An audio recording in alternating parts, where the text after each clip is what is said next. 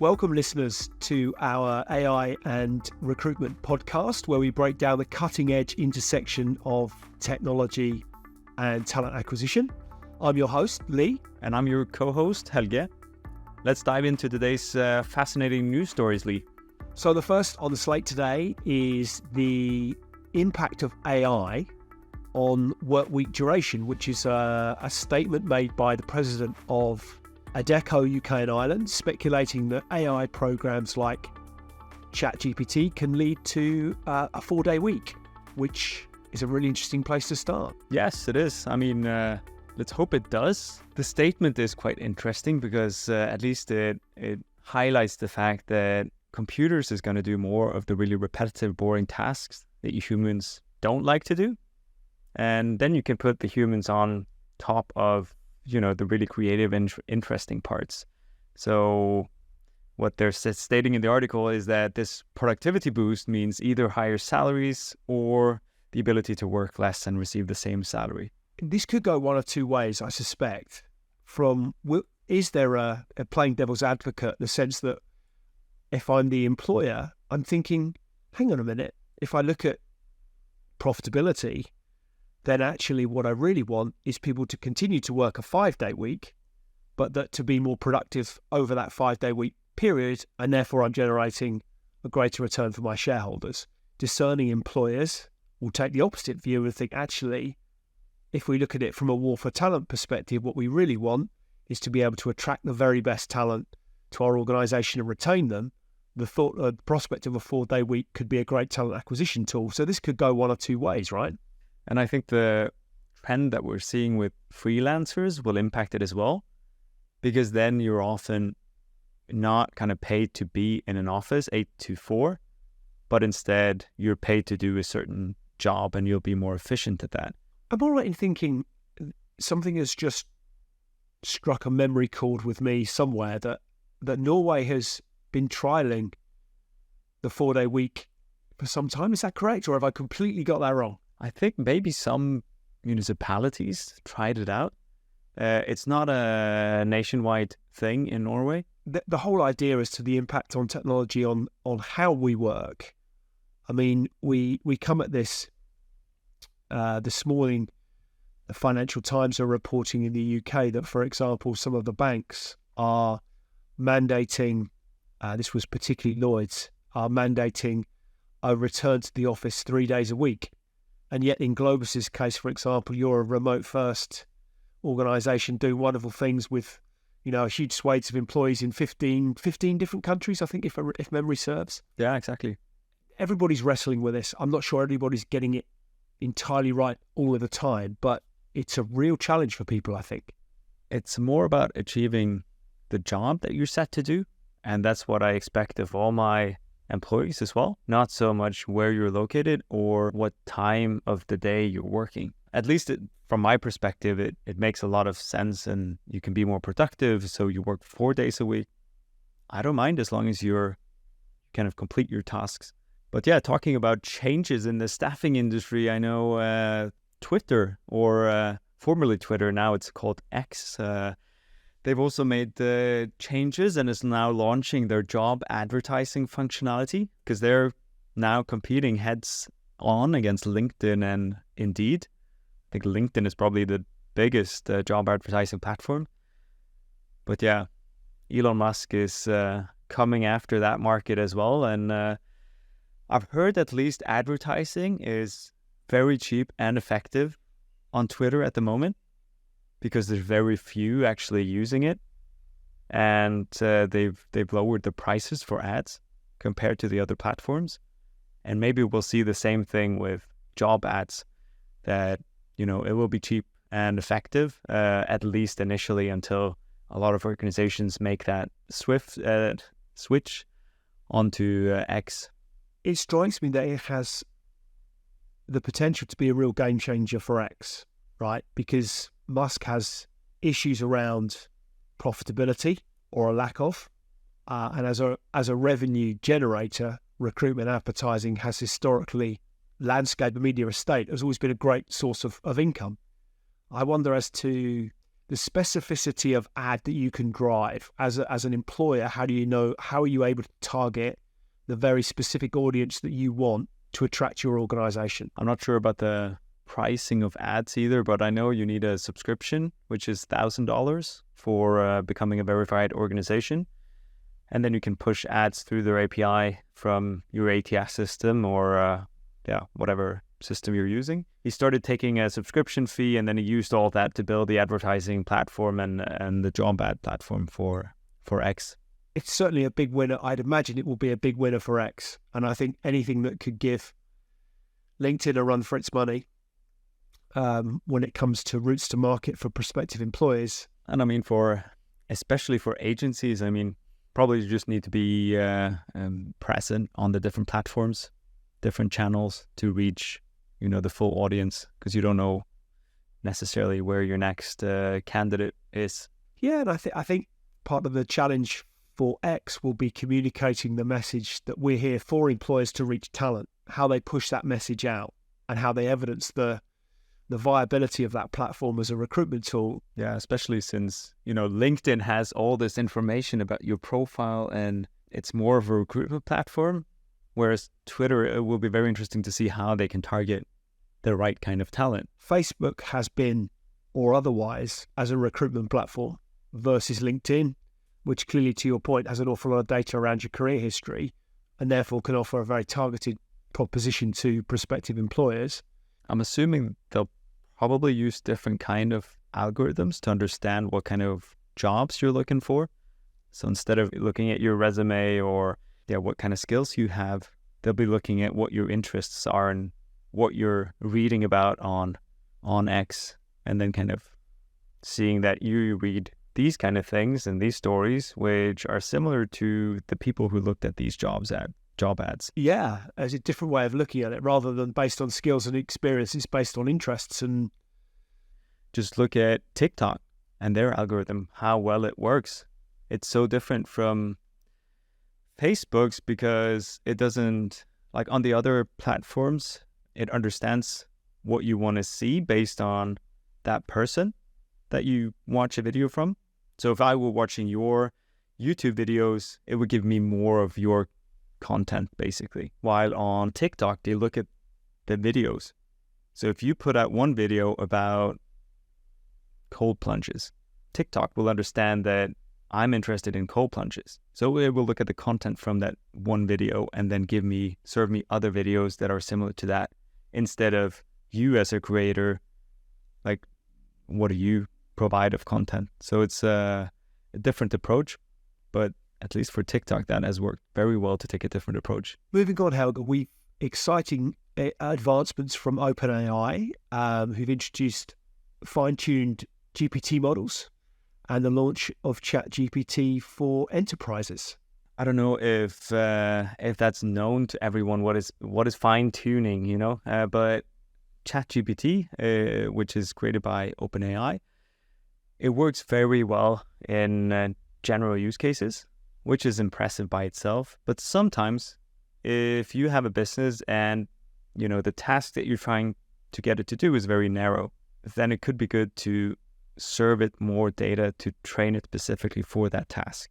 And that's what they call fine-tuning. And now they're allowing enterprises to feed their own data to ChatGPT to train it on specific use cases, so it will be even more exact in those kind of narrow use cases. And is that how you anticipate the platform, the capability evolving? There'll be a constant fine-tuning over days, weeks, months, years, decades, whatever. It'll constantly be evolving. The machines will become ever smarter as a consequence of that fine-tuning evolution. Well, the thing here is that the machine won't really become smarter if you think of ChatGPT as the machine, because whatever data the corporation sends to the fine-tuning API remains the property of the customer. So that's one of the benefits. So let's say you have a candidate pool and you want to send information about those candidates to ChatGPT, and along with that information about your policies when it comes to work, maybe salaries for different positions, these kind of things that you don't really want to share with a model. and have it retrain and kind of distribute to everyone else, then you can do that and create your very own model that, can be used as a FAQ chatbot for the candidates themselves, to save recruiters time to answer all these questions about how things work for your agency specifically. Can you anticipate a time whereby, therefore, as a consequence of this, that each organisation have their own bespoke product offer that is unique to them, that they'll be able to tailor for them as an organisation? And that may be what gives organisation X a USP over organisation Y? I think right now that's what a lot of companies are trying to build, is this enterprise version of ChatGPT, which you can train on your own data and it's still secure and safe. And now OpenAI just came out with that. I think that's going to be very popular. The other thing we're going to see is also software is going to incorporate GPT models in their offerings, which a lot of software has done already. So in Globus, we've already incorporated it. It's available to recruiters in the product itself. Notion is doing it. Microsoft is doing it with their Copilot. So we'll see more and more of that. I was reflecting on how technology is evolving to make us, to offer up all these far more, this productive capability that arguably is enhanced as a consequence of the way that technology is evolving. I was reflecting on that this morning, that this is not a unique, part of me would have thought this is a unique time, but arguably the productivity gains through technology have been a feature of the employment landscape since the Industrial Revolution, right? I guess that's the point of the industry. The machines are constantly evolving, but this is now more of a software-driven revolution in which we find ourselves. But it's productivity gains it's almost mind-blowing trying to focus in on actually what are the ones that can best enhance my capability and my job. Building on top of that, I mean, my thoughts are that we will see a lot of efficiency gains, but there will be job creation. It will be positive for some individuals and some professions. Of course, it will be a huge change their professionals together because AI will take over most of their tasks. But I think one of the news articles that we came across this week was that 82% of American adults have never used ChatGPT, which, for tech interests like us and probably the people listening, that can come across as a bit surprising. And especially the fact that in the study that they did, most Americans don't use ChatGPT and think they'll never need it. If that's a broader global statistic, I'd be really interested to understand that, how that reflects globally. But the fact that such a significant number are saying, well, we don't think we're ever going to need it, it doesn't affect me, it's really interesting. I think it's a good lesson to learn for those of us that are thinking about these things, reading about these things, engaging with these things, and in your case, building great capability around it, that we can get wrapped up in this, what everybody knows about it and everybody's engaged. There's still a long way to go, right? Thinking about this from my perspective, seeing I use it both in work and privately. So yesterday, me and my wife, we didn't know what to have for dinner. We looked in the fridge and we told ChatGPT what ingredients we had. And it came up with a very good recipe. Tasted excellent. The last week I was buying a car and I asked ChatGPT, can you create the agreement for this car purchase? Boom, there it is. But yeah, I don't know. Are you using it for anything? Yeah, lots. So from a podcasting perspective with guests on astrology, I'll ask, I'm interviewing Helge Bjorlund on my podcast for an hour show, offer up a platform for listeners to be able to understand more about his life, about him, about his business, about his his plans for the future. So I historically would research and I'd handwrite those questions or type those questions, and it would take a long time. Now I might just, throw in a couple of links to articles about you and say, kind of analyze this guy, what questions would make for a really interesting conversation. I really like the idea that you shared when we were putting together ideas for the show around also the development that you mentioned from Google. I think when we're talking about productivity, tell us a bit about that, Helge. Well, so Google's just released Duet AI, which is their new virtual sidekick. across all the Google apps. It will make it easier for people to have access to AI straight in the apps that they're using. So you'll be able to create presentations from data scattered in your workspace, or draft personal replies in Gmail, summarize long documents, or jot down notes and to-dos during meetings, and have the AI write summaries of it and things like that. Duet is basically Google's answer to Microsoft's Copilot. So we're going to see this across the different suppliers. When we start to look at the functionality and the potential uses of such tools, and you think of, I use the Google suite of tools on my desktop through my Workday. I think if you look at where all these things are evolving, then yeah, it's back to what I said. I just get excited about it. I can't help myself. We're a Microsoft organization ourselves, so that's what we're using in Globus, and let's see who get it first. Copilot still hasn't been released to the masses yet, but I'm really looking forward to, especially for mail, email. It's quite repetitive, and I think just training, if the AI had access to my mailbox, it would be able to write pretty good responses. I'm seeing that in my own email as to how Google, it makes those suggestions around sentence completion already. So as you start to craft the sentence, it suggests you to finish it a certain way. I'm really fascinated to see how it's evolving to reflect the words and terminology that I would use. So when I first, I actually moved from Microsoft to Google fairly recently, the last 6 months. When I first started using it, I would not quite ignore it, but I'd think, no, that's not something I would say. And people will know, because people will know me, they know my style of writing. But increasingly what I'm finding is that's exactly what I would say. So I just go with it. And as a consequence, I'm producing much more. That's the hard thing about building products with AI in it as well, because it's not easy to get the user to initially train the AI like that. That's a challenge we have as well when we're building software for recruiters, just having them understand that, initially you have to do this manually a bit.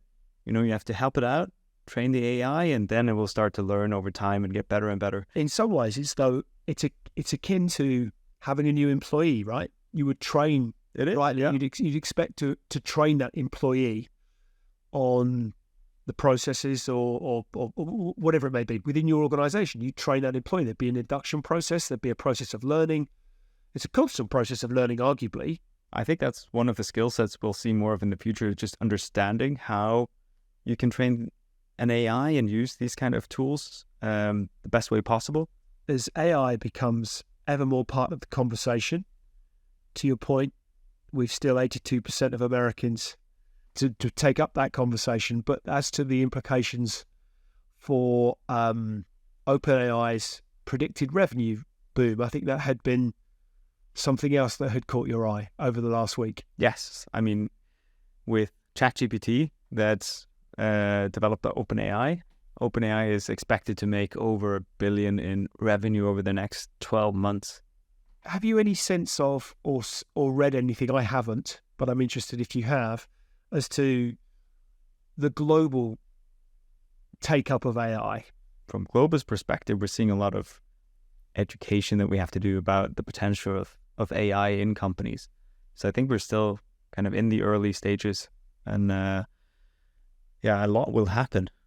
There is a lot of investor money going into this sector right now, and AI applications being developed. The thing is about that investor, there's almost a sort of gold rush scenario when anything bright, shiny and new, everybody wants to get in first, get in early. And I've never had this same sense before, other than probably with the introduction of the World Wide Web into my working life, where there was a genuine sense of, wow, this is a game changer.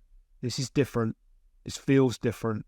This doesn't feel like something bright, shiny and new. The luster will fade over the next year, 2 years, whatever it might be. It feels similar with AI. It's going to come as quite a surprise because the developments are happening fast. So we are going to see a shift in a lot of industries when adoption picks up pace.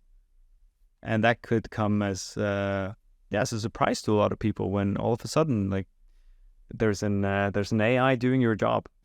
But I wonder as to your point around those 82% of Americans, and I don't want to be, I'm not trying to sound like I'm doing down our American colleagues and friends, but I wonder as to how many of that 82% think that they're not using it and will never use it actually are, without knowing it. So the fact that they may not be sat at a desk typing into something, say, for example, into ChatGPT, that might be their perception of how they're using AI. But actually, what tools might they be using on their smartphones or in their day-to-day lives that they might not even acknowledge are AI-based tools, but that are using anyway? Very true. It's like Siri, or if you're using, the Google Assistant, things like that. People might not think about it as AI, but they're still using it. So I think that could be the case, and maybe you will see much more of that AI is working in the background, but people don't realize or think about it as AI the same way. So wrapping up, Helge, let's touch on highlights. Something that I think we touched on when last we spoke, a podcast featuring DeepMind's co-founder, Mustafa Suleiman, who raised a lot of really interesting points, essential points about potential AI risks and the concept of containment.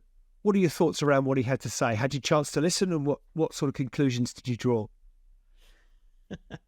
Well, you recommended this podcast, and I didn't have time to listen to it. So actually, it's pretty lengthy. I used AI to create a transcript of it, and I used ChatGPT to give me a summary of the podcast. Brilliant. So that's my efficiency gain right there. Because I think it was like an hour and a half podcast. You listened to it, right? So I listened found to it very interesting. I listened to it whilst mowing my lawn in my on a Sunday afternoon. So I wasn't it wasn't impacting my work week in quite such the same way. So yeah, but I think it's it's really interesting to look at the kind of societal impacts and the regulatory framework as with any new initiative or something that has such significant global potential and global impact, as to where the line is between regulation and creating enough kind of guardrails that make people feel protected but that don't inhibit or restrict creativity and opportunity. It is the way that's the way I look at these things, is that you need some sort of regulatory framework to prevent malfeasance and bad actors. You can't always prevent all of it, but you need some sort of regulatory or legal framework to protect people. What I wouldn't want to do is inhibit entrepreneurialism or creativity or opportunity as a consequence. So there's just kind of a really tight balancing act there that I think we have to be really, really aware of. Yeah, because I guess Suleiman usually advocates for the concept of containment, so which means ensuring that AI technologies remain accountable to humans and under their control. And there's still time to do that, but it needs to be addressed, and it needs to be done as a conscious choice. There's of course downside to it, but we can still put that in place and harness the positive impact of AI. But I think that's an important debate to have at this point in time. I think the concept of containment is an interesting one. I'm slightly cautious that containment doesn't then subsequently, which is the rationale behind that containment you just alluded to, I think makes perfect sense and is wise. But that then containment doesn't get used by those early adopters or early winners to then try and restrict those that might be trying to disrupt again the early disruptors. Because it's an interesting point at which the disruptors become the disrupted. So it's, again, trying to strike that balance. I think if you're in early and you're winning early, what you then, natural inclination is to then restrict others from stealing your lunch. So I think there's a real fine balance between, as I say, not preventing current disruptors from restricting future disruptors. it's a big debate. I'm glad I'm not on the deciding council, actually. But I think we also have some book recommendations to wrap up, right? Yes. So inspired by you in my case, Helga, all of our discussions around AI, it's unleashing and unlocking a brave new world from me who would describe, by no means, I would describe myself in somewhat self-indulgently as a competent end user of technology. But that would be, full stop, end of sentence. There's no creative capability or technological development capability sitting behind it. So I have to read to wise myself up. So for me, I have picked up a copy. It arrived yesterday of the latest, or I believe it's a fairly recent book anyway, from Mo Gawdat, who's the former chief business officer of Google X, the best-selling author of Solve for Happy, which is an incredible read. But he's written a book called Scary Smart, which is the future of artificial intelligence and how you can save our world, which I think is an interesting deep dive, as I understand it, into this, the implications, the opportunities for AI from a societal perspective, and not creating the kind of doomsday Terminator rise of the machine scenario, which, some less well-meaning may be describing. So I think it makes for a really interesting read. I'm really excited to get stuck into it. And I'm quite excited about a book called The Coming Wave by Mustafa Solomon, same guy that had the podcast episode, which was, I think, the podcast of Sam Harris, where he was interviewed. But that's coming out tomorrow, so should be available when you listen to this episode, and hopefully will be good. And we also mentioned Sapiens, which is by Yuval Harari, and it's a really good book as well. Essential reading for anybody who's interested in the human condition, the human experience, the human evolution, humanity, right? All of his reads, I think, are great reads around humanity. But absolutely.